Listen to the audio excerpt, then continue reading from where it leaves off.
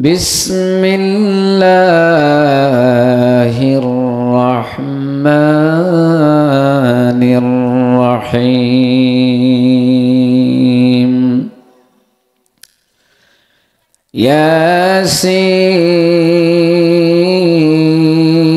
ياسين والقرآن الحكيم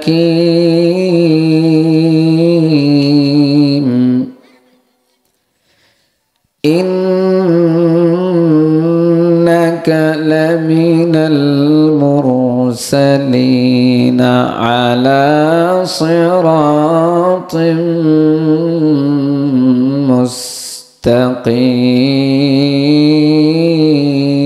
مستقيم صدقت يا ربنا. وقال تعالى إن الله وملائكته يصلون على النبي يا أيها الذين آمنوا صلوا عليه وسلموا تسليما اللهم صل على سيدنا مولانا محمد وعلى آل سيدنا مولانا। কি আপনাদের ঠান্ডা লেগেছে? তাহলে অন্তর থেকে একটু জুড়ে পড়ি আল্লাহুম্মা সাল্লি আলা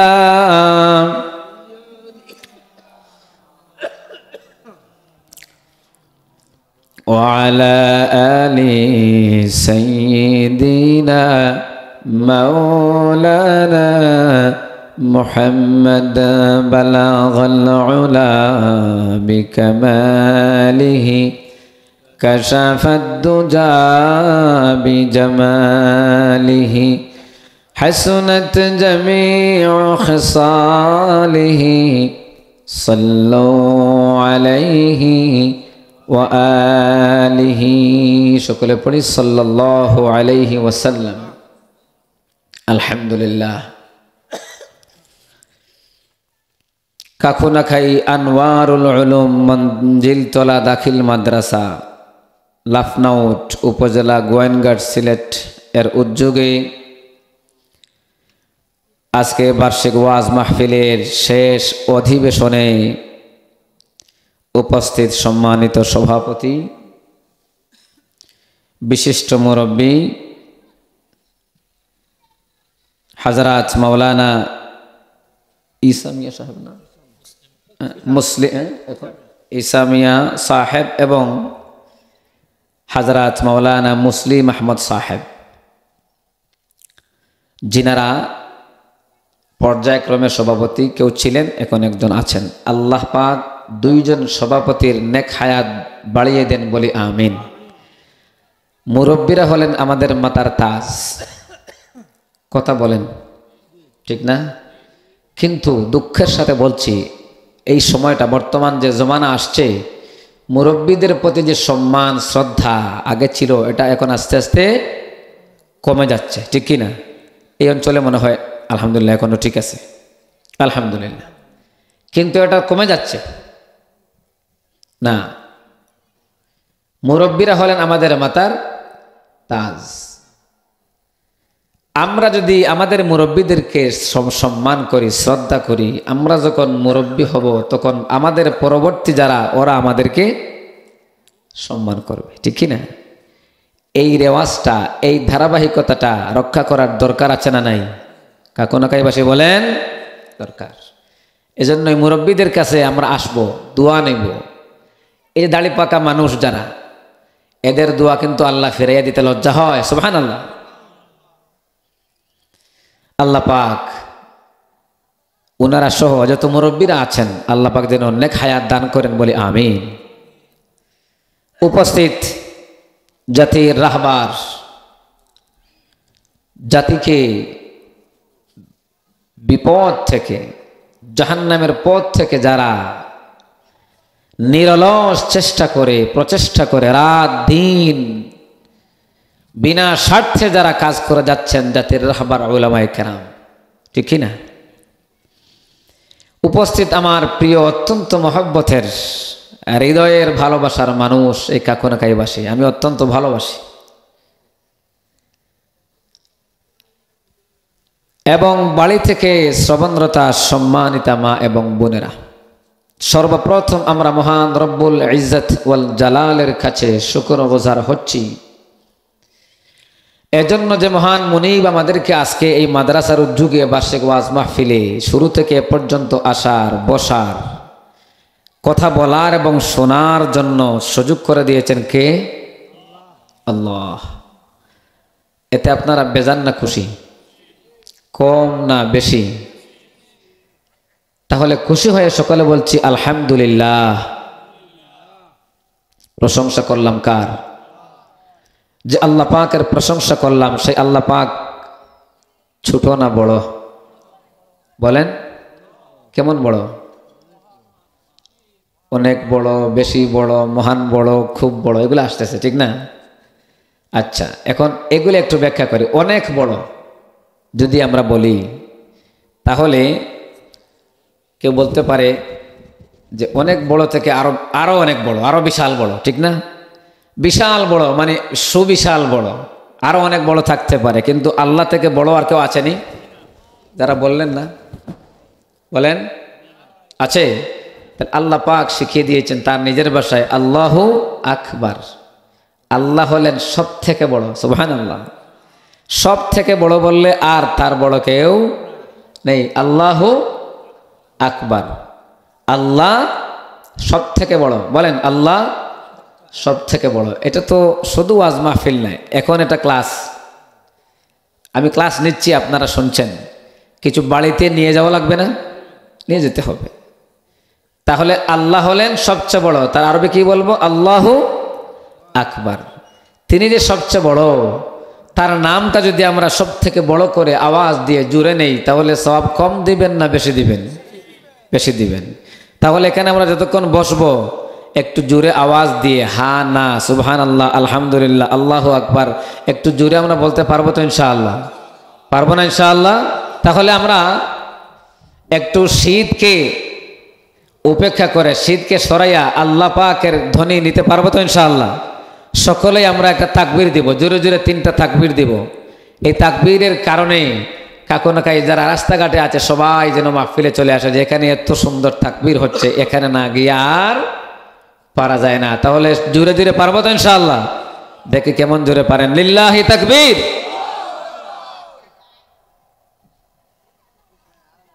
গেছেনি মনে করেন চাচা? ওইসেনি মনে করেন? কাকুনাকাইবাসীর আওয়াজ তো এত কম না, আমি তো জানি, দীর্ঘদিন থেকে আসি। আর বেশি হবে না? আকাশ কয়টা? 7টা। প্রথম আকাশের নিচ থেকে চলে আসছে। 7 আকাশ পাড়ি দিয়ে আরশে আজিমে কে আছেন? বলেন না কে আছেন?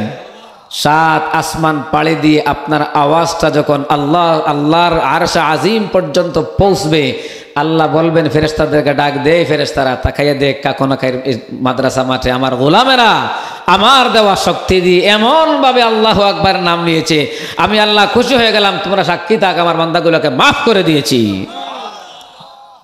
তাহলে তাকবীর 2 নাম্বার তাকবীর পারবো তো ইনশাআল্লাহ? লিল্লাহি তাকবীর। মোটামুটি আরশের কাছাকাছি, কিন্তু এখনো যায় নাই। হ্যাঁ, 2টা গেছে। এবার 3 নাম্বার তাকবীর। এই যুবকেরা আছো নেই? গামছা বান্ধ হয় না নি?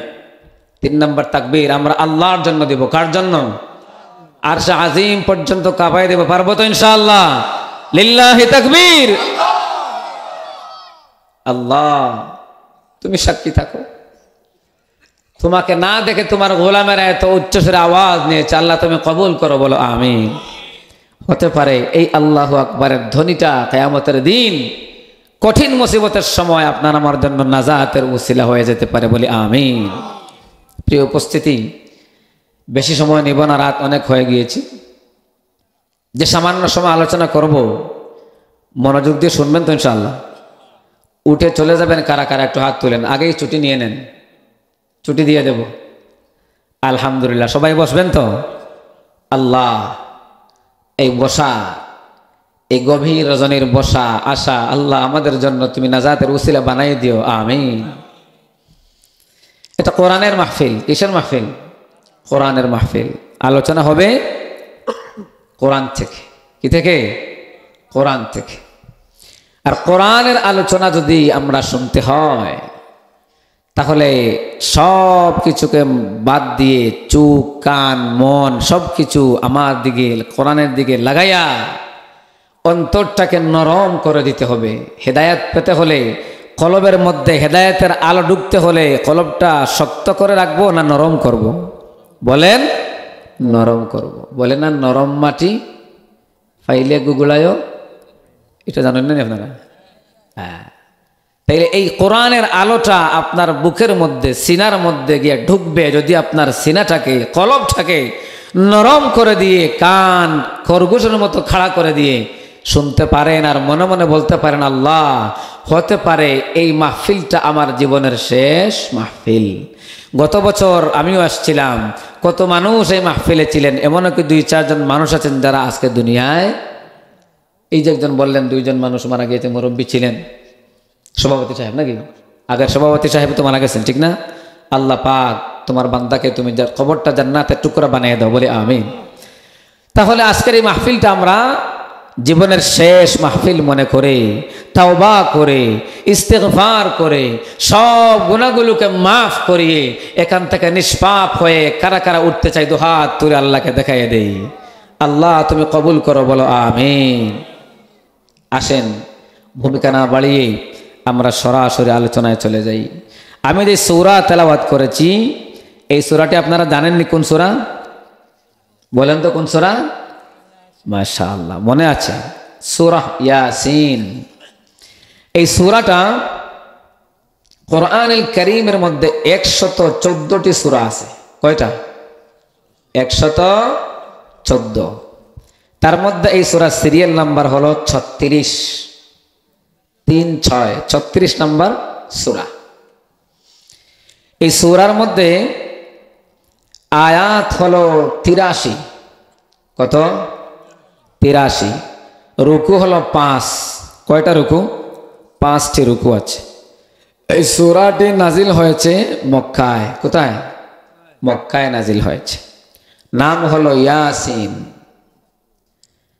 আল্লাহ পাক বলেন ইয়াসিন, আল্লাহু আ'লামু বিমুরাদিহি বিহ। ইয়াসিনের অর্থ একমাত্র জানেন কে? আল্লাহ। ওয়াল কুরআনিল হাকিম, বিজ্ঞানময় কোরআনের শপথ। এই 2টা আয়াতে আলোচনা করি, এরপরে সময় থাকলে আর 2টা আয়াত তেলাওয়াত করেছিলাম, সেটা বলবো ইনশাআল্লাহ।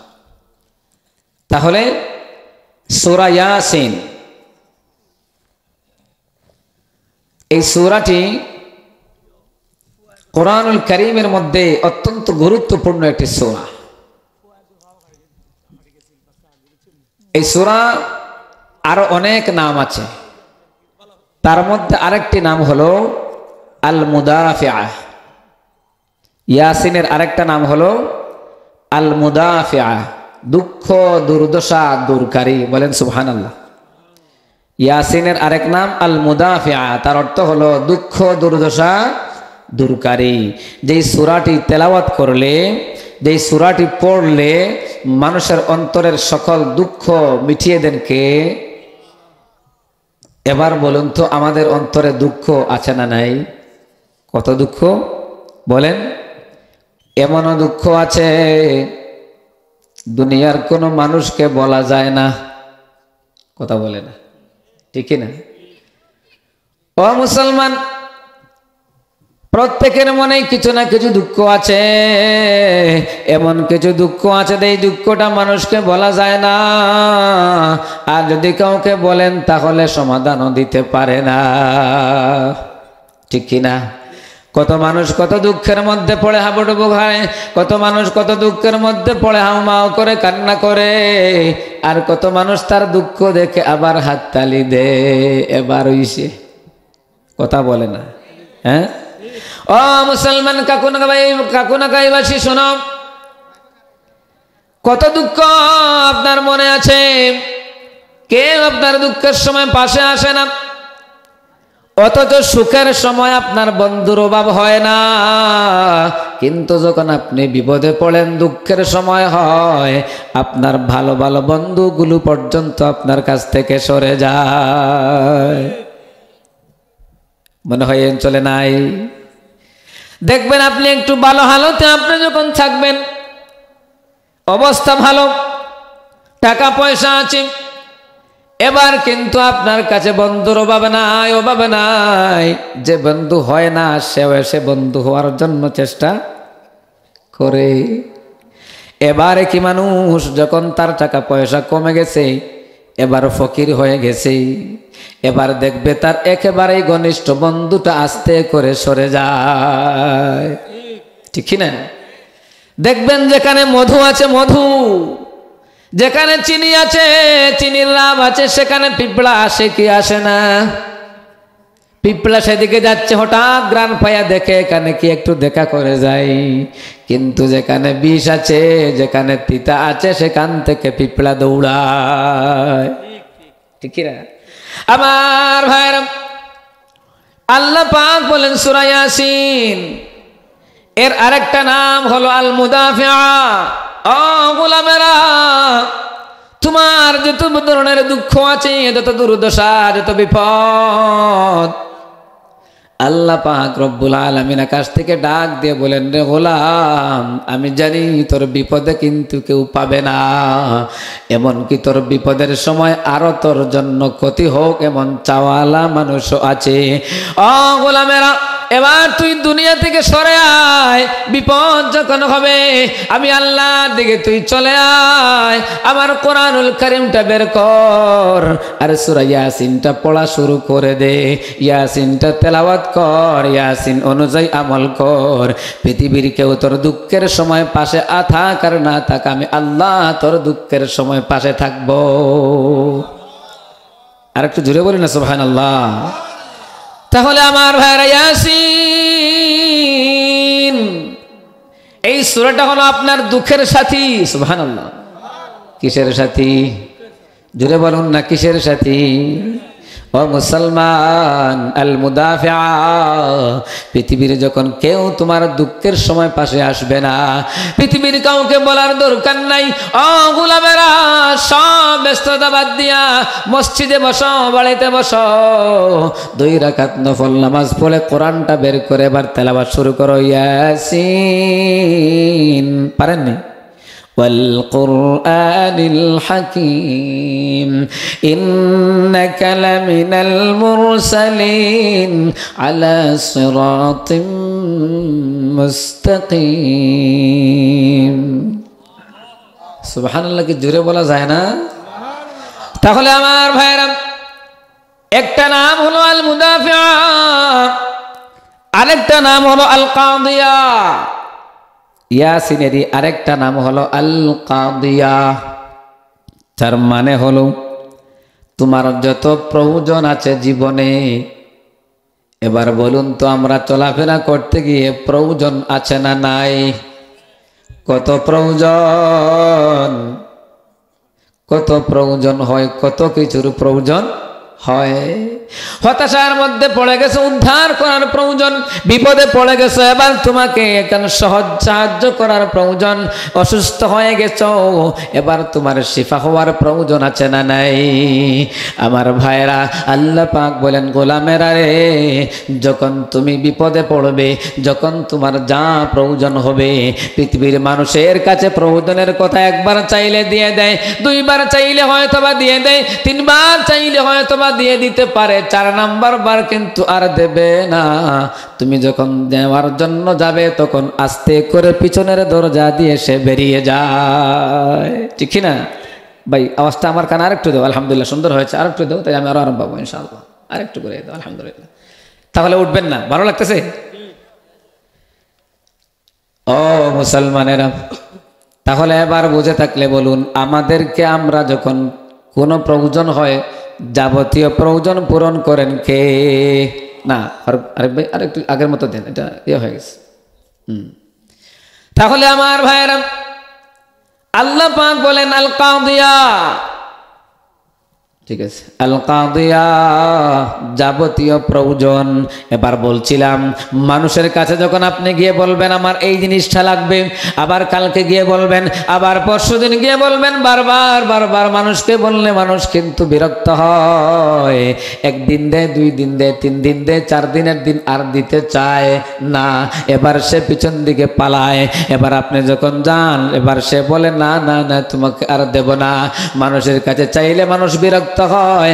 আল্লাহ পাক বলেন গোলামেরা রে, যেই মানুষেরা তোমার জীবনের প্রয়োজন পূরণ করতে পারবে না, যেই মানুষেরা তোমার প্রয়োজনে কোনোদিন তোমার উদ্ধার করতে পারবে না, সেরকম বিপদে যখন তুমি পড়বে উদ্ধার করতে পারবেন একজন, জুড়ে বলুন তিনি কে? আল্লাহ বলেন বান্দারে, ও গোলামেরা, ও কাকুনা গাইবাসী, তুমি যখন বিপদে পড়ো মানুষের কাছে যাও, মানুষ বিরক্ত হয়। আর আল্লাহ বলেন তুমি যখন আমার কাছে আও না, আমার কাছে আসো না, আমার কাছে চাও না, তখন আমি তোমার উপর বিরক্ত হই। সুবহানাল্লাহ। আল্লাহ বলেন গোলাম তুমি আমার কাছে চাইলে আমার ভালো লাগে, আমার কাছে চাও আমি খুশি হই, মানুষের কাছে চাও মানুষ বিরক্ত হয়। এবার বলুন তো, যার কাছে চাইলে বিরক্ত হয় তার কাছে চাওয়ার দরকার না যার কাছে চাইলে খুশি হন তার কাছে চাওয়ার দরকার?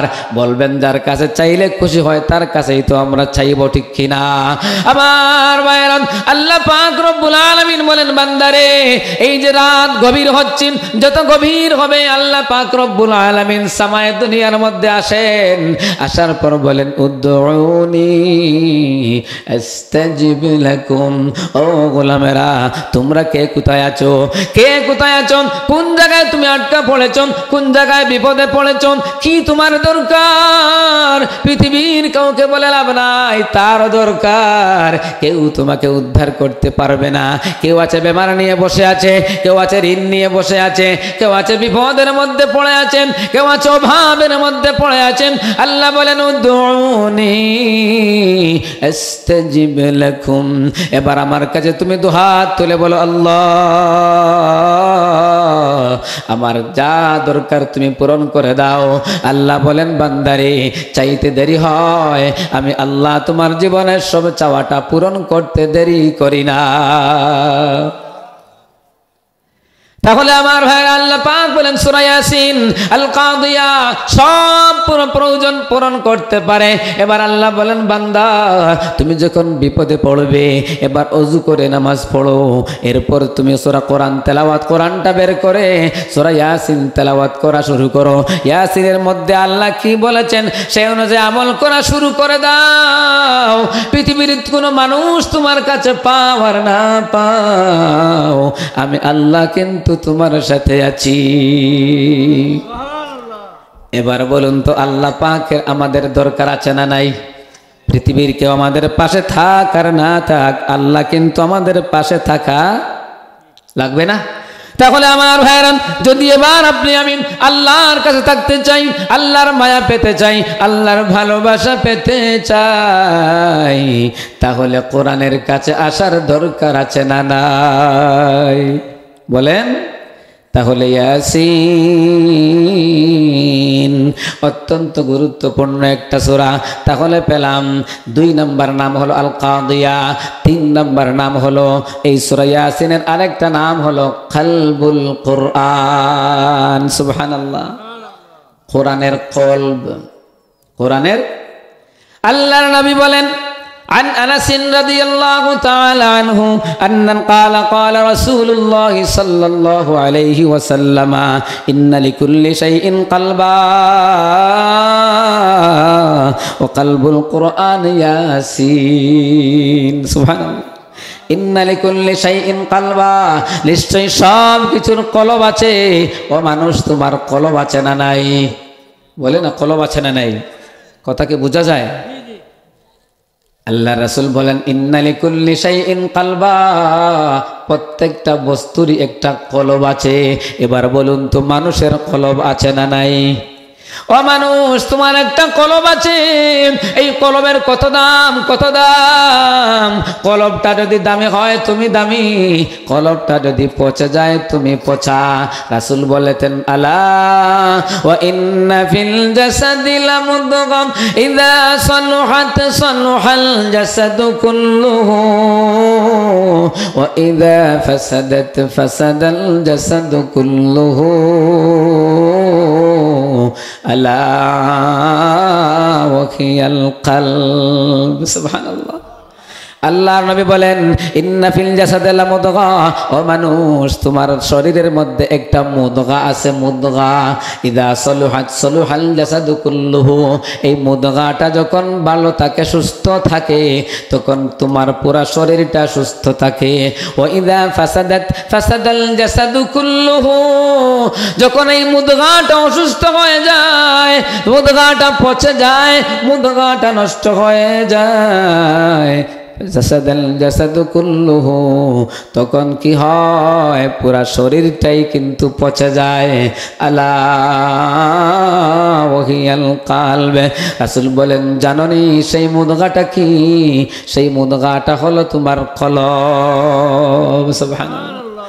এবার আল্লাহর রাসূল বলেন যদি তোমার কলবটা ভালো হয়, যদি তোমার কলবটা পরিষ্কার হয়, তাহলে তুমি পুরা সুস্থ থাকবেন। যদি তোমার কলবের মরিচিকা ধরে নেয়, মরিচিকা পড়ে যায়, কলবটা নষ্ট হয়ে যায়, তাহলে তুমি অসুস্থ।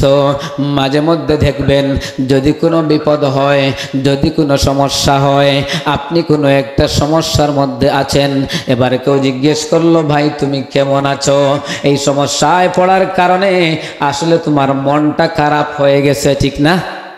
বিপদ পড়লে কি হয়? মন খারাপ হয়। এবার মন খারাপ, কেউ বলল কেমন আছো, আপনি বলবেন না রে ভাই খুব একটা ভালো না, মনটা ভালো না, মনটা বড় খারাপ। কেন খারাপ? আমার এই সমস্যা, আমার এই সমস্যা, অমুক অসুস্থ, আমার ভাই অসুস্থ, আমার মা অসুস্থ, এজন্য মনটা ভালো না। তাহলে একজনের সমস্যার কারণে, আপনার সমস্যার কারণে কিন্তু মনটা দুর্বল হয়ে যায়, মনটা খারাপ হয়ে যায়। যদি আপনার খুব ভালো অবস্থা হয়, মনে করুন একটা ছেলে আছে, আপনার ছেলেটা পরীক্ষা দিয়েছে, A+ পেয়েছে, ভালো পাস করেছে, এবার আপনার মনটা খারাপ থাকে না ভালো থাকে? যখন কেউ জিজ্ঞেস করবে ভাই কেমন আছো, বলবো আলহামদুলিল্লাহ খুব ভালো। শোনো জানোনি আমার ছেলেটা ভালো রেজাল্ট করেছে, তাহলে মন ভালো মানে সব ভালো, ঠিক না? আমার ভাইরা, আল্লাহর নবী বলেন ইন্না লিকুল্লি শাইইন কলবা, ও মানুষ তোমার কলব আছে, পশু পাখির কলব আছে, সব সৃষ্টির কলব আছে। কলব ছাড়া কেউ থাকতে পারে না, কলব ছাড়া কিছুই হয় না। এবার কোরআনের কলব আছে। রাসূল বলেন এবার কোরআনের কলবটা কি? ওয়া কলবুল কোরআনি ইয়াসিন, কোরআন গোটা কোরআনের কলব হলো সূরা ইয়াসিন। সুবহানাল্লাহ। তাহলে আমার ভাইরা আসুন সামনে বাড়ি। তাহলে এই সূরাটা কত গুরুত্বপূর্ণ সূরা, কত গুরুত্বপূর্ণ সূরা। এই সূরার মধ্যে মৌলিকভাবে 3টা বিষয় আলোচনা হয়েছে। 1 নম্বর তাওহীদ, 2 নম্বর রিসালাত, 3 নম্বর আখিরাত। সারা আলোচনা করা যাবে না, মৌলিকভাবে 3টা আলোচনা। 1 নম্বর তাওহীদের কথা বলা হয়েছে, তাওহীদের কথা এখানে আছে। 2 নম্বর রিসালাতের কথা আছে, 3 নম্বর আখিরাতের বর্ণনা আছে। এবার বলুন তো আমরা সকলেই তাওহীদের বিশ্বাসী কিনা? আল্লাহর একত্ববাদে বিশ্বাস করি কি করি না? রিসালাতকে বিশ্বাস করি কি করি না? আখিরাতকে আমরা বিশ্বাস করি কি করি না? এবার আসুন আমার ভাইয়েরা, এই সূরার একটা সংক্ষিপ্ত সার সংক্ষেপ আছে। কি সার সংক্ষেপ? রাসূল এই সূরার মধ্যে কয়েকটা বিষয় আলোচনা করা হয়েছে। 1 নম্বর একটা ঘটনা উল্লেখ করা হয়েছে, যারা আন্তাকিয়াবাসী রাসূলগণকে যারা অস্বীকার করেছে, আন্তাকিয়াবাসী, এবং সেখানে একজন আল্লাহওয়ালা ছিল হাবিবে নাজ্জার। এই হাবিবে নাজ্জার আর আন্তাকিয়াবাসীর ঘটনাও এখানে উল্লেখ করেছেন। আল্লাহ পাক রব্বুল আলামিন বলেন ওয়াদরিব লাহুম মাসালান আসহাবাল কারয়া ইয জাআহাল মুরসালুন إذ أرسلنا إليهم اثنين فكذبوهما فعززنا بثالث فقالوا إنا إليكم مرسلون سبحان الله লম্বা ঘটনা সারা বলবো না এন্তাকিয়া একটা এলাকা এন্তাকিয়া একটা শহরের নাম তুরস্কে কোথায় তুরস্কে সেখানে আল্লাহ পাক রব্বুল আলামিন সেই জাতির কাছে দুইজন নবী পাঠালেন দুইজন নবী পাঠানোর পরে তারা নবীরা সেই আন্তাকিয়াবাসীকে ইসলামের দাওয়াত দিল তাওহীদের দাওয়াত দিল রিসালাতের দাওয়াত দিল আখিরাতের দাওয়াত দিল এখন জেলা উলামায়ে কেরামরা আমাদেরকে দাওয়াত দেন কোরআন দিয়ে বুঝান নবীরা আসতেন রাসূলরা আসতেন তার উম্মতদেরকে কোরআন দিয়ে তার নির্দিষ্ট কিতাব দিয়ে বুঝাতেন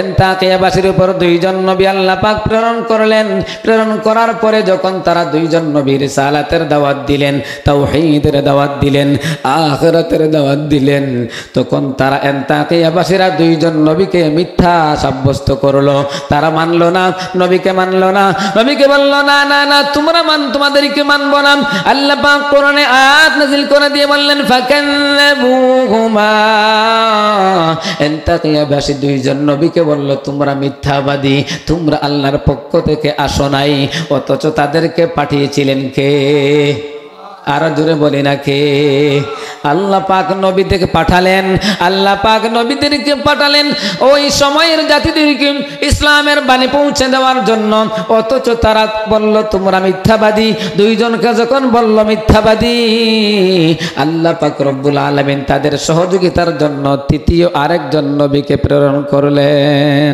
এবার তারা বলল ক্বালু মা আনতুম ইল্লা বাশারুম মিথলুনা না না না হতে পারে না তোমরা তো রাসূল হতে পারো না মা আনতুম ইল্লা বাশারুম মিথলুনা তোমরা আমাদের মতো মানুষ ছাড়া আর কিছু হতে পারো না আমরা মনে করি তোমরা তো রাসূল না তোমরা আমাদের মতো মানুষ তারা বলল তোমরা রাসূল না ওয়া মা আনজালার রহমানু মিন শাইইন ইন আনতুম ইল্লা তাকযিবুন তারা আরো বলল তোমাদেরকে আল্লাহ পাক নাজিল করেন নাই তোমাদেরকে আল্লাহ পাঠান নাই এটা তোমরা মিথ্যা বলছো এইভাবে তারা অস্বীকার করলো অস্বীকার করার পরে এবার তারা রাসূলদের সাথে বেয়াদবি করলো রাসূলদেরকে মানলো না না মানার কারণে সংক্ষেপে বলছি না মানার কারণে আল্লাহ পাক রব্বুল আলামিন বলেন ক্বালু রব্বুনা ইয়ালামু ইন্না ইলাইকুম লামুরসালুন ওয়া মা আলাইনা ইল্লাল বালাগুল মুবিন ভাবে লম্বা আয়াত ঘটনা শেষ পর্যন্ত আল্লাহ পাক বলেন ওয়াজা আমিন আকসাল মাদিনাতি রাজুলুন ইয়াসআ ক্বালা ইয়া কওমি ইত্তাবিউল মুরসালুন আলহামদুলিল্লাহ তিনজন নবীকে তারা অস্বীকার করেছে কি করেছে তিনজন নবীকে মানে নাই অস্বীকার করছে আন্তাকিয়াবাসী এবার আল্লাহ পাক বলেন যে তিনজনকে যখন তারা মানলো না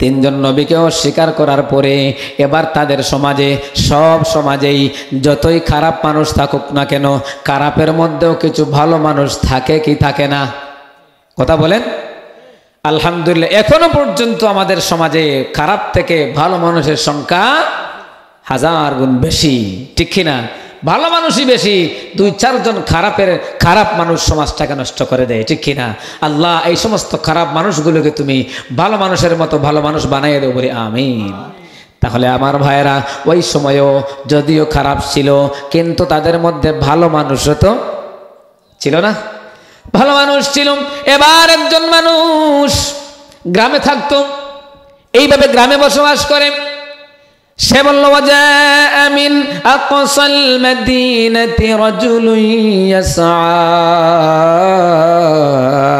একজন মানুষ মদিনা থেকে আসলো মদিনার উপত্যকা থেকে আসলো দৌড়ে আসলো শুনেছে আন্তাকিয়াবাসীরা নবীকে মানে নাই অবিশ্বাস করেছে এবার তিনি আসলেন আসার পর বললেন ক্বালা ইয়া কওমি ইত্তাবিউল মুরসালুন, ও সম্প্রদায়ের মানুষেরা, তোমাদেরকে যেই সমস্ত নবী রাসূলরা দাওয়াত দিচ্ছেন তাদের অনুসরণ করো। তাদের অনুসরণ করে জীবন যাপন করতে পারলে ইহকাল পরকালে তোমাদের কপালটা খুলে দেবেন কে? আরো জোরে বলি না কে? আল্লাহ পাক বলেন ইত্তাবিউ মান লা ইয়াসআলুকুম আজরান ওয়া হুম মুহতাদুন। ইত্তাবিউ, তোমরা ওই সমস্ত মানুষের অনুসরণ করো, ওই সমস্ত নবীদের অনুসরণ করো যেই নবীরা তো কখনো তোমাদের কাছে কোনো বিনিময় চায় নাই। সুবহানাল্লাহ, কোনো প্রতিদান চায় নাই। আমরা দাওয়াতি কাজ করি, এবার দাওয়াতি কাজের বিনিময়ে তুমি টাকা দাও, এবার দাওয়াতি কাজের বিনিময়ে তুমি আমাকে বিনিময় দাও। নবীরা কোনোদিন তোমাদের কাছে বিনিময় চায় নাই, অথচ তোমাদের উচিত সেই নবীদের অনুসরণ করে জীবনটাকে সুন্দর করা, ঠিক না? এবার আল্লাহ পাক বলেন ওয়ামা লিয়ালা আ'বুদুল্লাযী ফাতারানি ওয়া ইলাইহি তুরজাউন। আহারে আমার কি হলো? আল্লাযী ফাতারানি আয় খালাকানি, কেন আমি ইবাদত করতে পারি না? কেন আমি ইবাদত করতে পারি না ওই সত্তার যেই সত্তা আমাকে সৃষ্টি করেছেন? সুবহানাল্লাহ।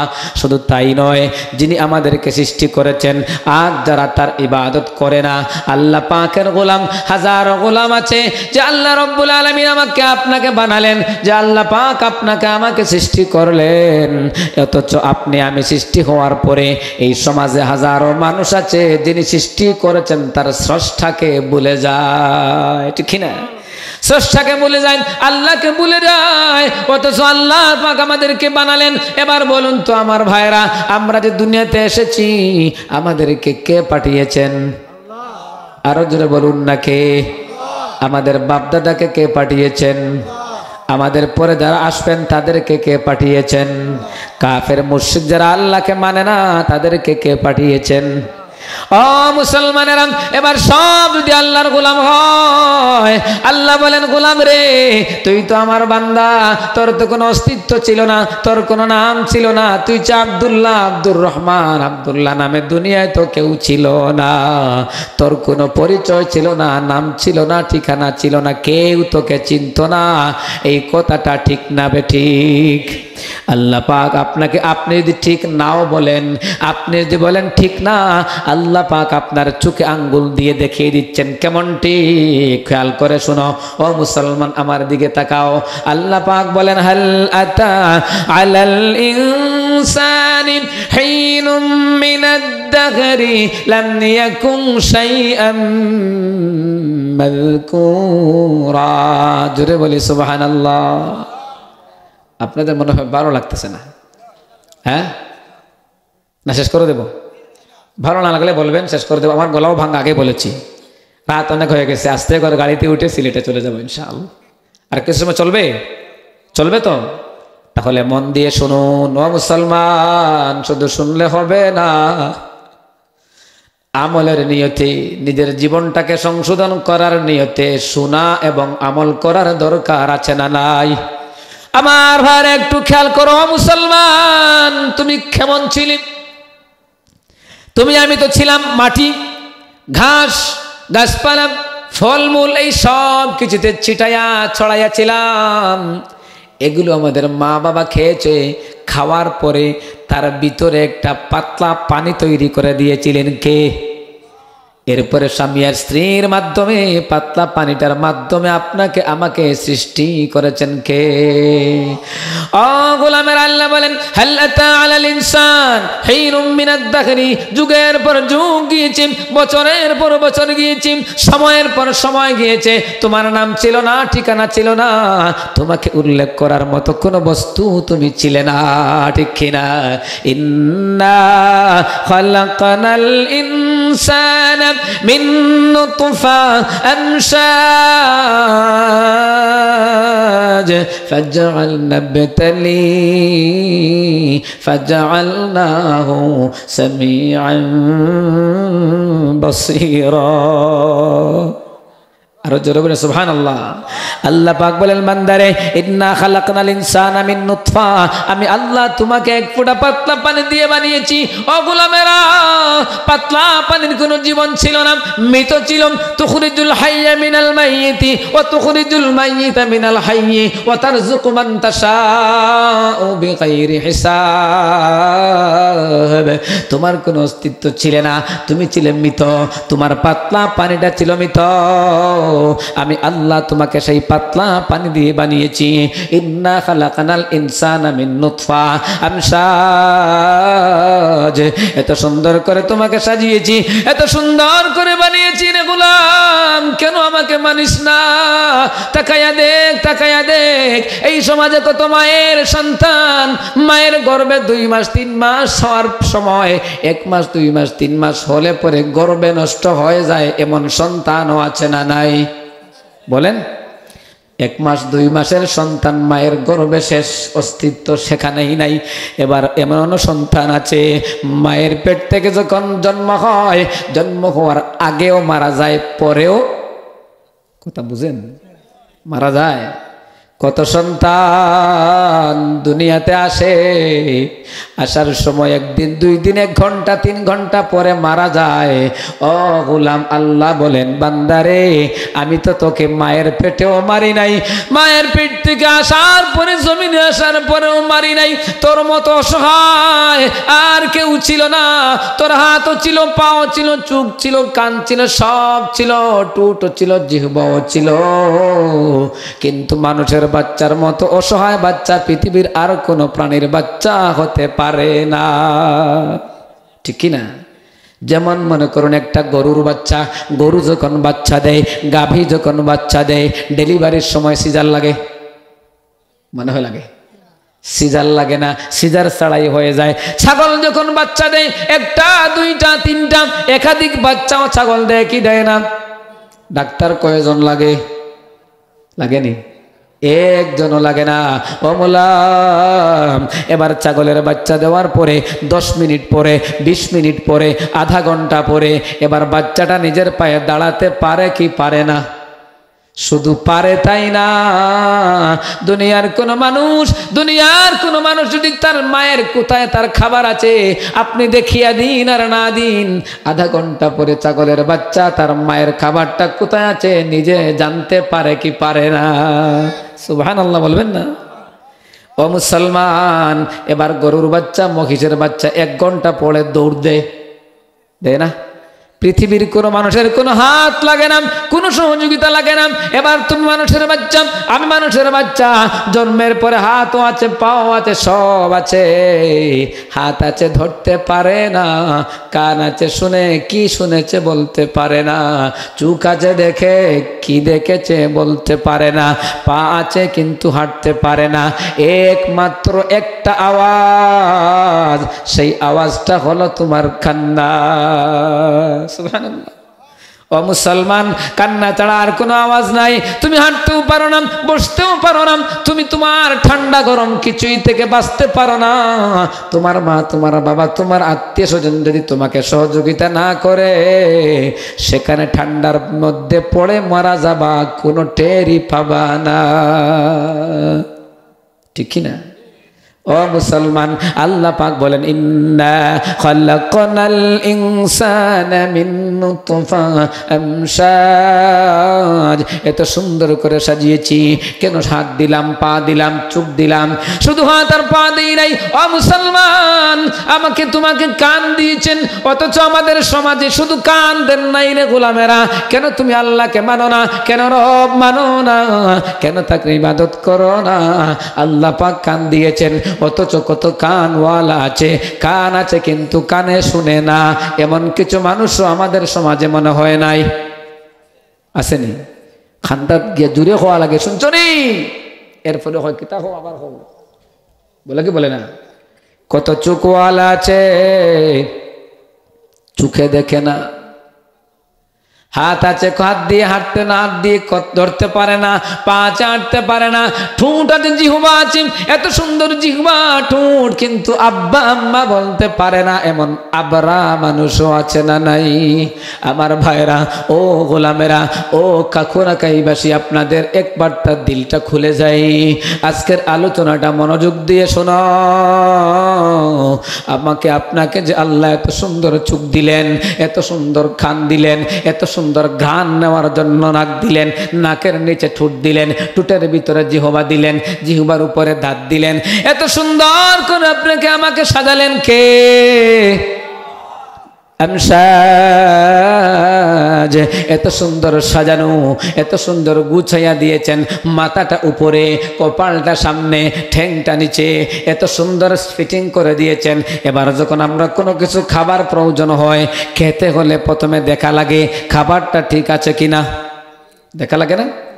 এবার দেখার জন্য চোখ লাগে, এবার এটা কি ভালো না পচা ঘ্রাণ নেওয়া লাগে, ঘ্রাণ নেওয়ার জন্য নাক লাগে, এরপর মুখে খায়। এবার এইভাবে ফিটিংটা না হয়া যদি আল্লাহ আমাদের চোখটা দিতেন পিছনে, নাকটা দিতেন বগলের নিচে, আর মুখটা দিতেন হয়তো উপরে, তাহলে খাওয়ার জন্য প্রথমে একটা কিছু লইয়া এর প্রথমে পিছনে চোখের জন্য চোখ দেখ চেষ্টা করিয়া, ঠিক আছে নি, পিছনের দিকে নেই, এরপরে নাকের দরকার, কারণ ঘামদানি না ভালো, বগলে এখানে আনতেন, দেখ নাক তুই ঠিক আছে নি, এই কুড়া দিতে দিতে খাবারের অবস্থা শেষ। বলিন আলহামদুলিল্লাহ। আমার ভাইয়েরাম, ও গোলামেরাম, এত সুন্দর করে আপনাকে আমাকে দিয়েছেন, হাতে খাবার নিবি, খাবার নেওয়ার পর চোখ বলবে ঠিক আছে, যখন চোখ বলবে ঠিক আছে, এবার একটু কাছে নিলে নাক বলবে ঠিক আছে, এরপর সোজাসুজি খাবারটা ঢুকাইয়া দিবে। ও মুসলমানেরা, এত সুন্দর করে আপনাকে আমাকে স্থাপন করেছেন যিনি, তিনি কে? আরো জোরে বলুন কে? এবার আল্লাহ আপনাকে এত সুন্দর করে কেন সাজালেন? এত সুন্দর, এবার চোখ দিয়েছেন, চোখের উপর যখন বান্দা চশমা লাগায় সৌন্দর্য কমে না বাড়ে? বাড়ে না? এবার এই চশমাটা যদি আপনি একটা বিলের চোখে লাগান, সুন্দর লাগবে? বলেন মিস্টার বিলাই, সুন্দর লাগে? গোলামেরাম, বিলাইয়ের চোখে চশমা দিলে সুন্দর লাগে না, গরুর চোখে চশমা দিলে সুন্দর লাগে না। তুমি মানুষ, তোমার চোখে চশমা দিলে তোমার সৌন্দর্যটা আরো বাড়াইয়া দেন কে? ওয়ালাকাদ কাররামনা বানি আদম ওয়া হামালনাহুম ফিল বাররি ওয়াল বাহরি ওয়া রাযাকনাহুম মিনাত الطيبات وفضلناهم على كثير ممن فضلنا تفضيلا سبحان الله। আল্লাহ বলেন সব ব্যাখ্যা সারা দেওয়ার সময় নাই, আমি এদিকে যাব। আল্লাহ বলেন বান্দারে, ওয়ালাকাদ কাররামনা বানি আদম, আমি আল্লাহ বনি আদমকে সব থেকে বেশি সম্মান দিয়েছি। সুবহানাল্লাহ। সব থেকে সম্মানী কারা? আমরা। বলেছেন কে? ওয়ালাকাদ কাররামনা বানি আদম। ও গোলামেরা, আমি আল্লাহ তোমাদেরকে কত সম্মান দিলাম। কেমন সম্মান জানো নি? কিভাবে তোমাদেরকে আমি আল্লাহ এত সম্মান দিলাম, এত ক্ষমতা দিলাম, এত পাওয়ার দিলাম। ওয়া হামালনাহুম ফিল বাররি ওয়াল বাহরি। ও গোলামেরা, একটু চিন্তা করে দেখো, বনের রাজা সিংহ, বনের রাজা সিংহ, সিংহ যদি চায় এবার আমি আর বনে রাজত্ব করব না, সাগরের নিচে রাজত্ব করব, পারবেনি? বলেন পারবেনি? পারবে না। পাখি উড়ে আকাশে, এবার পাখি বলবে না না না, আকাশে উড়ব না, এবার আমি সাগরে যাব, পারবে না। সাগরে মাছ থাকে, মাছ যদি বলে না না আর সাগরে থাকবো না, সিংহের সাথে থাকবো, এবার জঙ্গলে থাকবো, পারবেনি? কোনটা পারবে না।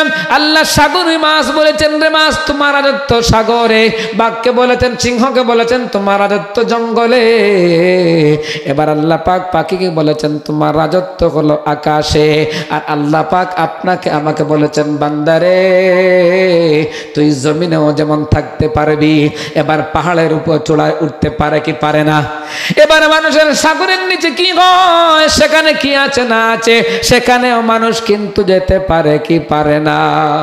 এবার মানুষ মঙ্গল গ্রহে কি আছে না আছে, সেখানেও মানুষ যেতে পারে কি পারে না?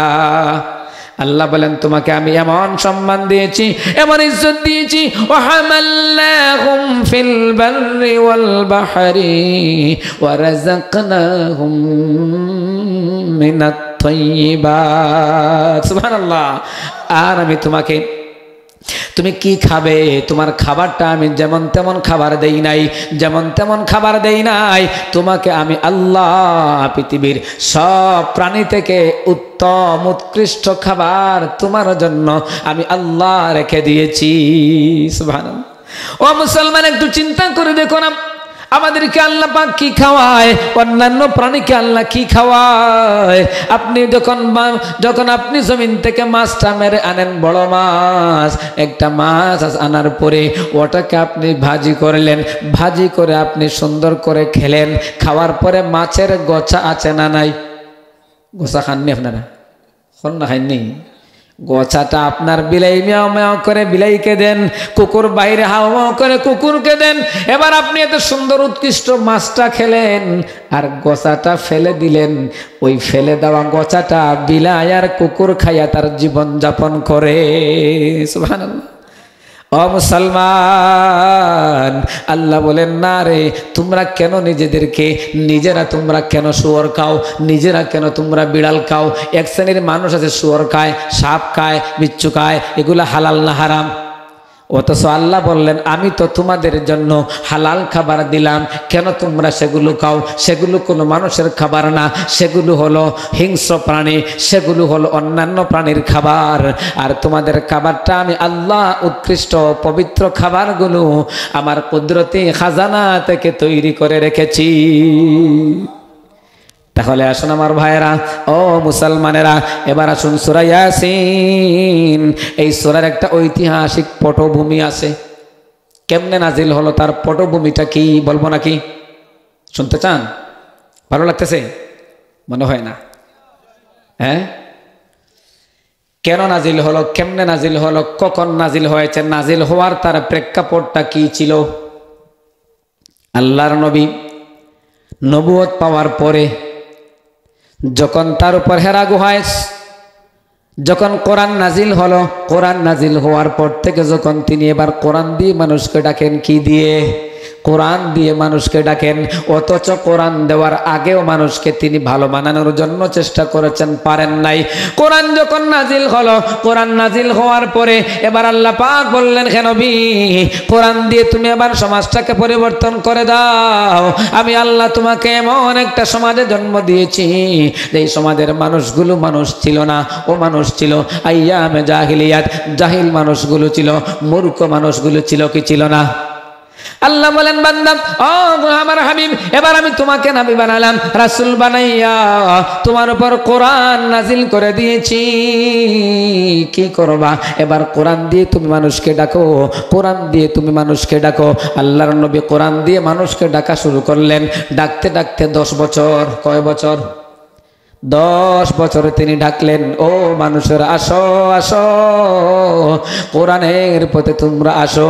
কিন্তু মানুষেরা শুনে না, রাজা বাদশাহ যারা আছে তারা তার ডাকে সাড়া দেয় না, তারা তো আসে না।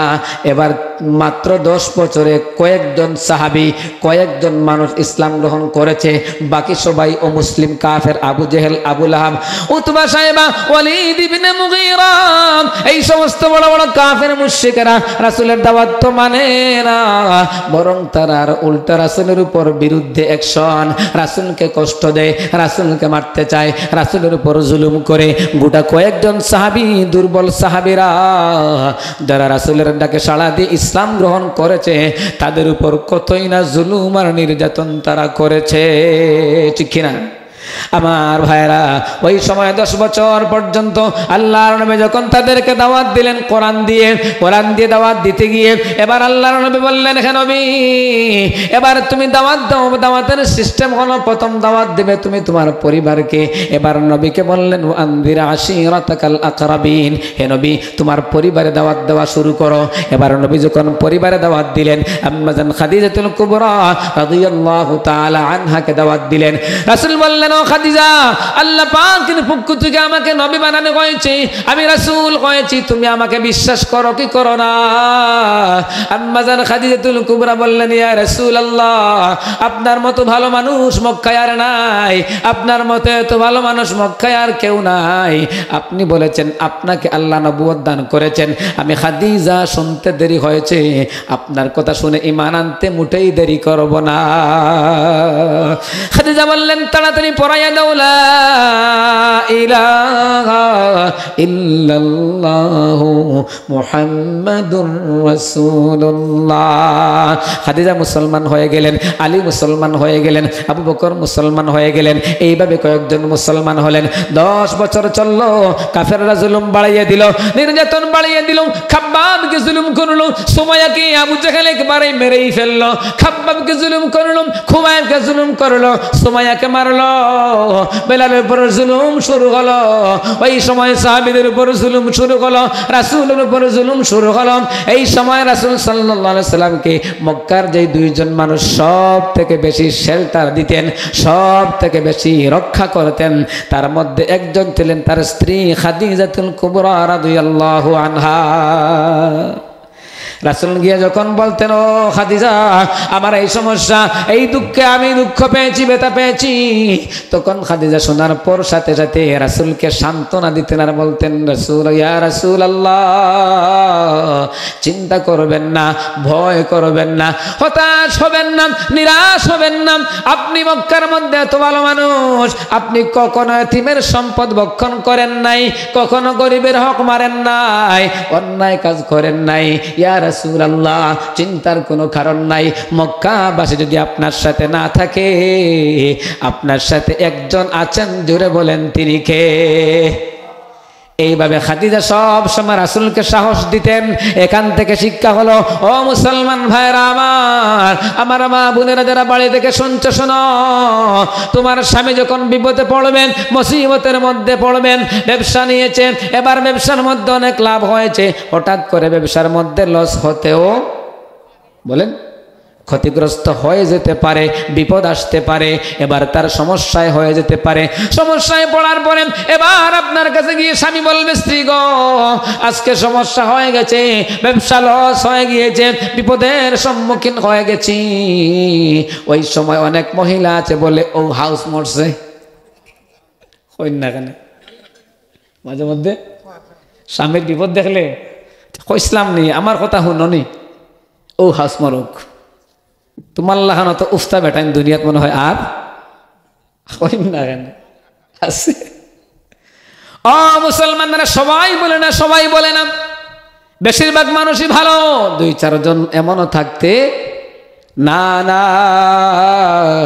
আপনি তো হলেন সেই নবীর উম্মত,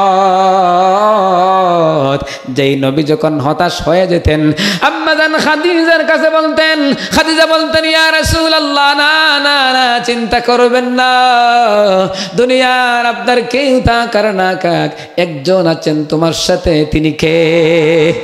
ও মা বোনেরা, তোমার স্বামী যখন তোমাকে বলবে বিপদে পড়ে গেছি, ব্যবসায় লস হয়ে গেছে, এবার ক্ষতিগ্রস্ত হয়ে গেছি, তুমি বলবে না না, চিন্তা করিও না, চিন্তা করিও না, ব্যবসায় লস হয়েছে তো কি হয়েছে, আগে আমরা খেয়েছি বড় মাছ দিয়ে, প্রয়োজনে এখন মাছ ছাড়া আলু ভাজি দিয়ে খাবো, তারপরও চিন্তার কোনো কারণ নাই।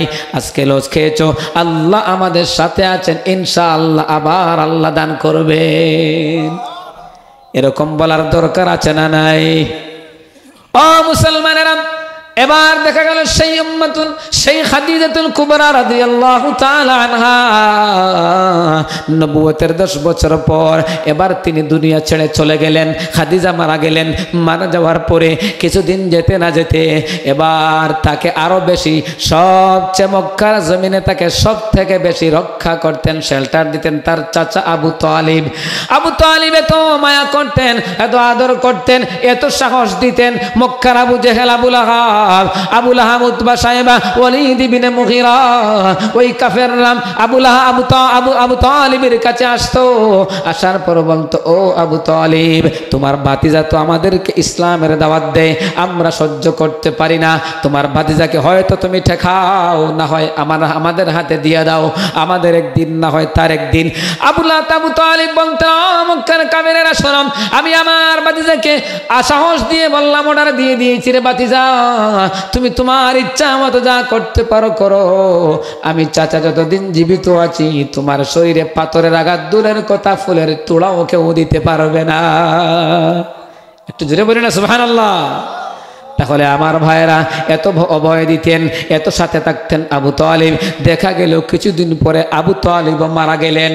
এবার খাদিজাও নাই, আবু তালিবও নাই। মক্কার কাফেররা এবার সুযোগ পাইছে, এবার রাসূলকে ধরো, এবার মুহাম্মদকে ধরো আর মারো। এবার কত কৌশল, কত ষড়যন্ত্র, সারা বলা যাবে না। এমন কোন ষড়যন্ত্র নাই যারা রাসূলের বিরুদ্ধে করে নাই, ইসলামের বিরুদ্ধে করে নাই, মুসলমানদের বিরুদ্ধে করে নাই। শেষ পর্যন্ত আল্লাহর নবী এবার তিনি বললেন, কি করব, মক্কার কাফেররা আমাকে আর মক্কায় থাকতে দেবে না, কোথায় গিয়ে ঠাই পাবো? আমার স্ত্রী খাদিজাও নাই, চাচা আবু তালিবও নাই, মক্কায় এবার দুঃখ বলার জন্য কোনো মানুষ নাই, কার কাছে বলবো?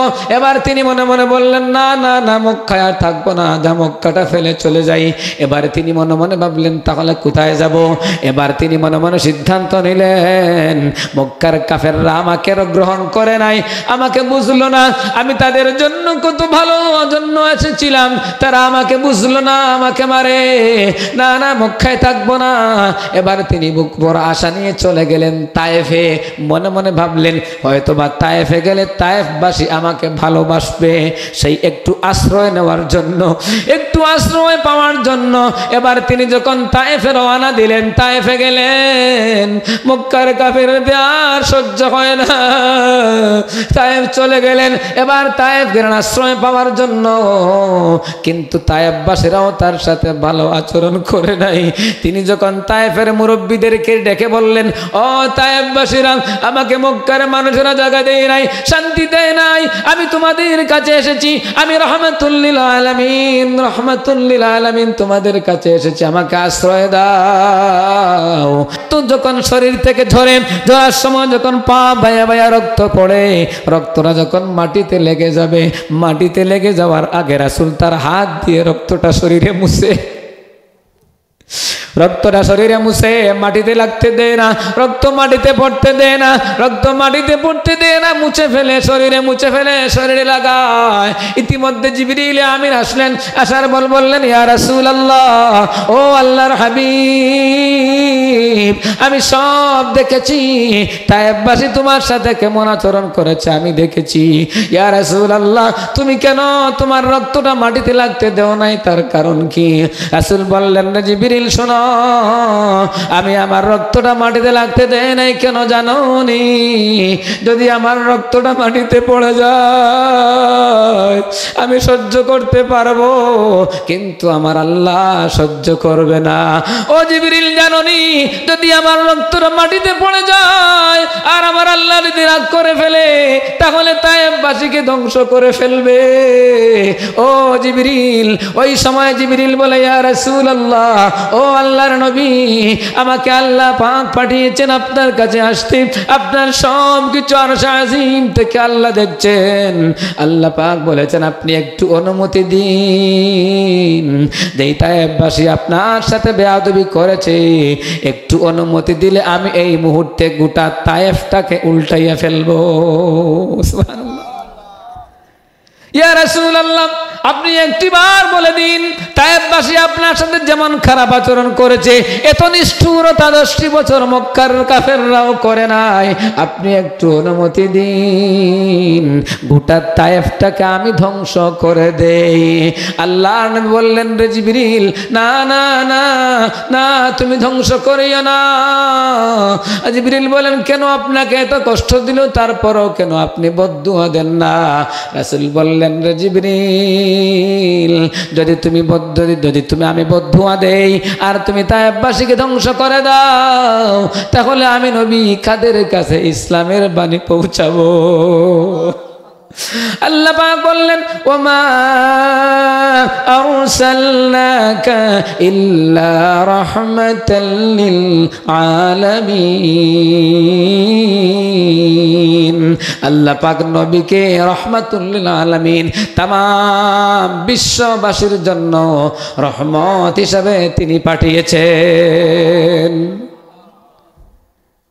আর একটু চলবে না শেষ করে দেব? মন থেকে বলছেন চলবে? ভালো লাগতেছে? তাহলে এবার আসুন, 3 জায়গায় তিনি দুঃখ পেলেন।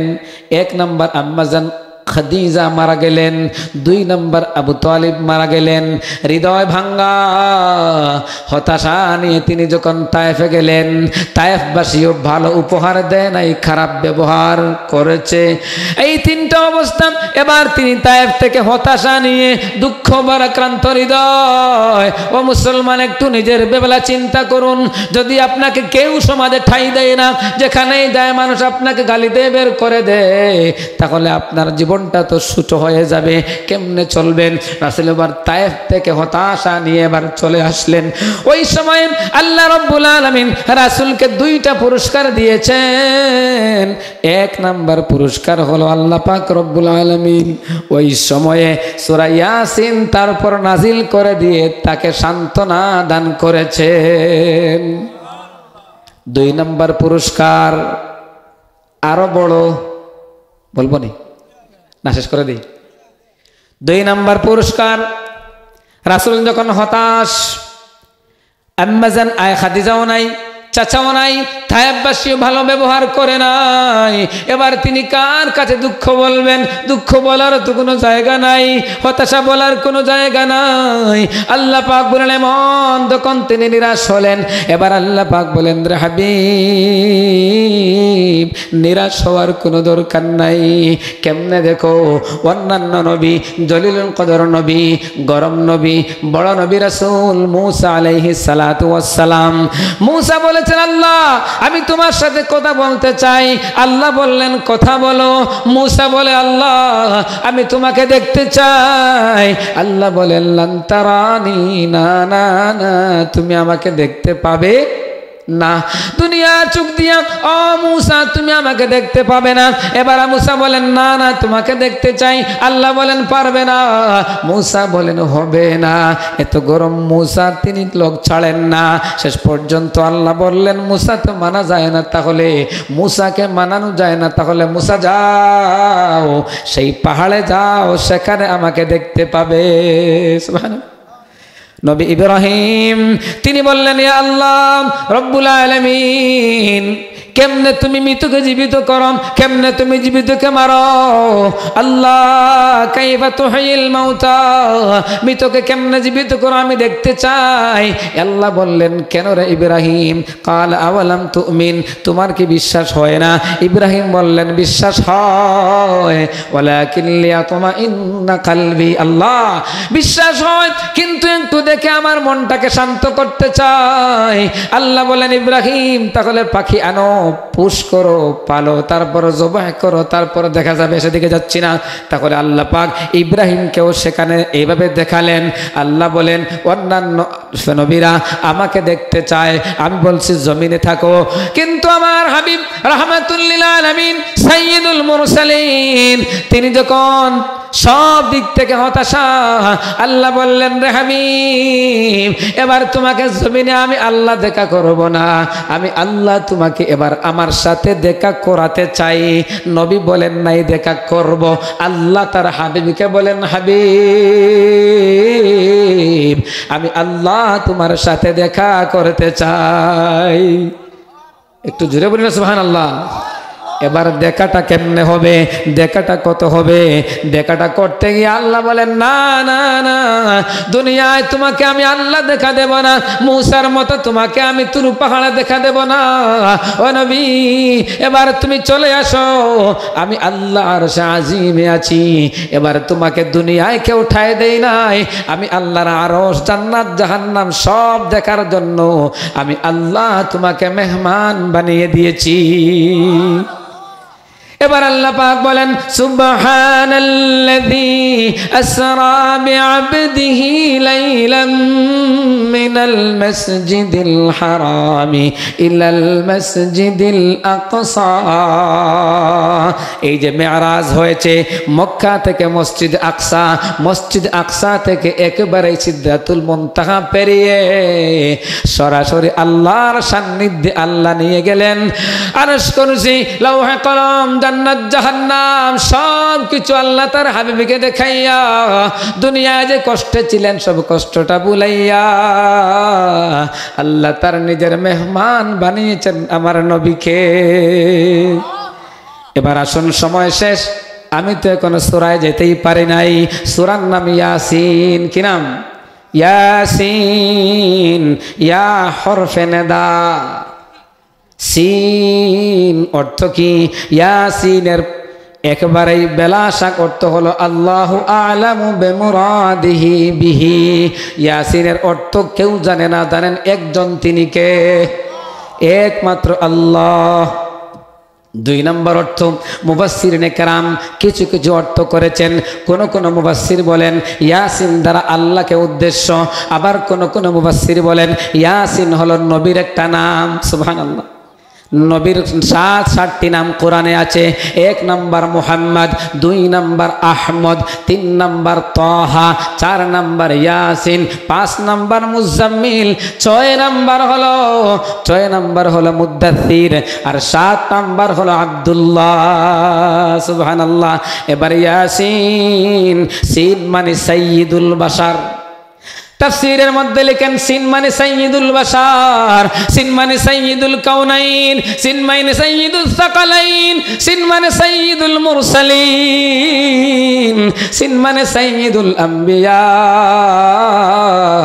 এবার সিন মানে সাইয়্যিদুল বাশার, সংক্ষেপে বলছি, সিন মানে সাইয়্যিদুল বাশার, সাইয়্যিদ মানে নেতা। সাইয়্যিদ মানে, জোরে বলুন, সাইয়্যিদ মানে নেতা। সাইয়্যিদুল বাশার, সাইয়্যিদ মানে নেতা, বাশার মানে হলো মানুষ। বাশার মানে, এবার ইয়া হরফে নেদা ডাকা হইয়া, হে সাইয়্যিদ নেতা, হে নেতা। বাশার মানে মানুষ, ও সব মানুষের নেতা। আল্লাহ পাক এবার তার নবীকে ডাক দিলেন, ইয়াসিন মানে হলো ইয়া সাইয়্যিদুল বাশার, ও সব মানুষের নেতা। এবার আমার ভাইয়েরা, আল্লাহ পাক যদি বলেন সব মানুষের নেতা আমার নবী, এবার বলুন তো আপনার আমার নেতা কে? আল্লাহ নয়, বিশ্ব নবী। নবী ডাক দিয়ে বলেন নেতা, আপনার আমার নেতা হলেন রাহমাতুল লিল আলামিন। আজকে আমরা আসল নেতাকে বাদ দিয়ে কত নেতার পিছনে ঘুরছি, যেই নেতারা তারাও জাহান্নামী আর তার অনুসারীরাও জাহান্নামী। সময় যেহেতু শেষ, আমি যেতেই পারছি না, তাহলে ইয়াসিন মানে সাইয়্যিদুল বাশার, মানুষের নেতা। এবার যদি আল্লাহ পাক বলেন সাইয়্যিদুল বাশার, মানুষের নেতা হলেন মুহাম্মদ, তাহলে আমরা আমাদের জীবনে মুহাম্মদকে নেতা বানানোর দরকার আছে না নাই? ইয়াসিন, সিন মানে সাইয়্যিদুল কাউনাইন, উভয় জগৎ, সাইয়্যিদুস সাকালাইন, কাউনাইন মানে ইহকাল পরকাল, উভয় জগৎ, দুনিয়া এবং আসমান, সব জগতের নেতা হলেন আমার আপনার নবী মুহাম্মদুর রাসূলুল্লাহ। এবার সিন মানে সাইয়্যিদুল বাশার, সাইয়্যিদুল কাউনাইন, সাইয়্যিদুল মুরসালিন। এবার যত নবী আর রাসূল ছিলেন সব নবী আর রাসূলদের নেতা হলেন আপনার আমার নবী। সুবহানাল্লাহ। তাহলে আমার ভাইরা, এইভাবে অনেক ব্যাখ্যা আছে। সিন মানে সাইয়্যিদুল বাশার, সাইয়্যিদুল কাউনাইন, সাইয়্যিদুল মুরসালিন, সাইয়্যিদুস সাকালাইন। এবার আমার আপনার নেতা হলেন একমাত্র নবী মুহাম্মদ। যদি আমরা তাকে নেতা বানাতে পারি, কিয়ামতের দিন সেই নেতার সুপারিশ পাওয়া যাবে কি যাবে না? আমার ভাইরা, যদি আমরা সেই নবী মুহাম্মদুর রাসূলুল্লাহ সাল্লাল্লাহু আলাইহি সাল্লামকে নেতা বানাতে না পারি, কিয়ামতের দিন সেই নবীর সুপারিশ পাওয়া যাবে না, ঠিক না? এবার বলুন তো, নবীর সুপারিশ দরকার আছে না নাই? কারা কারা নবীর সুপারিশ পেতে চাই? দুহাত তুলে আল্লাহকে দেখাই, আল্লাহ তুমি আমাদেরকে তোমার নবীর শাফাআত যেন আমাদের নসিব করো, বলে আমিন। হাত নামান। এবার আমার ভাইয়ের আল্লাহ পাক বলেছেন ওয়াল কোরআনিল হাকিম, বিজ্ঞানময় কোরআনের শপথ করেছেন কে? আল্লাহ। কোরআন, বিজ্ঞানময় কোরআন, এটি এমন একটি কোরআন কিতাবুল্লাহ। কোরআনটা কার কালাম? আরো জোরে বলুন না, কার কালাম? কোরআন হলো আল্লাহর কালাম। কিতাবুল্লাহ ফীহি নাবাউ মা ক্বাবলাকুম, এই কিতাবে পূর্বে যা ছিল সব আল্লাহ পাক বলে দিয়েছেন। ও খবরু মা বাদাকুম, পরে কি হবে না হবে সব আল্লাহ জানিয়ে দিয়েছেন। ও হুকমু বাইনাকুম, এখানে সব ফয়সালা আল্লাহ করে দিয়েছেন। ও হুয়াল ফাসলু লাইসা বিল হাজলি, ও হুয়াল ফাসলু, এটাতে সব সমস্যার সমাধান আছে না নাই? বলেন আছে না নাই? সব সমস্যার সমাধান দিতে পারেন না? তাহলে বলেন সব সমস্যার সমাধান দিতে পারে আল কোরআন। ও হুয়াল ফাসলু লাইসা বিল হাজলি, এটাকে কেউ থামাতে পারবে না, কেউ থামাতে পারবে না, কেউ ক্ষতি করতে পারবে না। আজকে কেন ওই সময়ে যখন নাজিল হয়েছিল আবু জেহেল পারে নাই, আবু লাহাব পারে নাই, উতবা সাহেবা ওয়ালিদ ইবনে মুগীরা কেউ পারে নাই, আজকেও কোরআনের ক্ষতি কেউ করতে পারবে না। কিয়ামত পর্যন্ত কোরআন যেমন আছে তেমন থাকবে, কেউ তার ক্ষতি করতে পারবে না, ঠিক না আমার ভাইরা? এবার রাসূল বলেন মান আদমান তারাকাহু মিন জাব্বার কামাসাহুল্লাহ, মান তারাকাহু মিন জাব্বার, কোরআন থেকে যে অহংকার করে চলে যাবে, কোরআন মানব না, কোরআন শুনবো না, কোরআন বুঝবো না, কোরআন দিয়ে কথা বললে শুনতেও চায় না, আল্লাহর রাসূল বলেন গোলামেরা রে, যারা কোরআন থেকে অহংকার করে চলে যাবে কামাসাহুল্লাহ, আল্লাহ পাক তাকে এইভাবে ধরে মসলাইয়া নেস্ত নাবুদ করে দেবে। সুবহানাল্লাহ। এই যে আমার হাতে টিস্যু, এর কোনো শক্তি নাই, এই যে আমি এটাকে বাস করতে পারি কি পারছি কি পারি নাই? আল্লাহ বলেন গোলামেরা রে, আমার কোরআন থেকে তোমরা যারা দূরে সরে চলে যাবে, যারা কোরআন মানবে না, অহংকার করে চলে যাবে, আমি আল্লাহ তাকে যখন ধরব এইভাবে বাজ করে তার অবস্থাটা নেস্তনাবুদ করে দেব। নাউজুবিল্লাহ। ও হুয়া যিকরুল হাকিম, এটা হলো বিজ্ঞানময় স্মরণিকা। কোরআনকে স্মরণ করতে হবে, কোরআনকে পড়তে হবে, কোরআনকে বুঝতে হবে। ও হুয়া সিরাতুল মুস্তাকিম, এই কোরআনই হলো একমাত্র সিরাতে মুস্তাকিম। সরল পথ পেতে চাও, সরল পথে থাকতে চাও, কোরআনের কাছে আসার দরকার আছে না নাই? বলেন ওয়ালা ইয়াশমাউন ওয়া হুয়াল্লাযী লা তাযীগু বিহিল আহওয়া, প্রবৃত্তির অনুসরণ যারা করেন, যারা প্রবৃত্তিকে মানে, যারা আল্লাহকে মানে না, আল্লাহ বলেন তারা কোরআনের কোনো পরিবর্তন করতে পারবে না, কোনোদিন পারবে না। সময় শেষ, 2 মিনিট করে দিচ্ছি। এরপর আল্লাহ রাসূল বলেন ওয়ালা তালতাবিসু বিহিল আলসিনা, কোন ঠোঁট, কোন জিহ্বা আড়ষ্টতা হবে না। কোরআন পড়তে জিহ্বায় বাঁধবে না, মুখেও বাঁধবে না। দেখবেন আমাদের সমাজে অনেক তুতলা মানুষ তুতলায় কথা বলতে পারে না, কিন্তু কোরআন যখন পড়া শুরু করে তখন তার তুতলামি আসে না, ঠিক কি না? কার কালাম? আল্লাহর কালাম। যেহেতু সময় শেষ, সময় কম, হাদিসটা পুরো বলছি না আমার ভাইরা, এজন্য আমাদের আজকের শেষ মেসেজ হলো এই কোরআন থেকে যদি কেউ দূরে সরে চলে যায় তার জীবনটা বরবাদ করে দিবেন কে? তাহলে আল্লাহ বলেন ইয়াসিন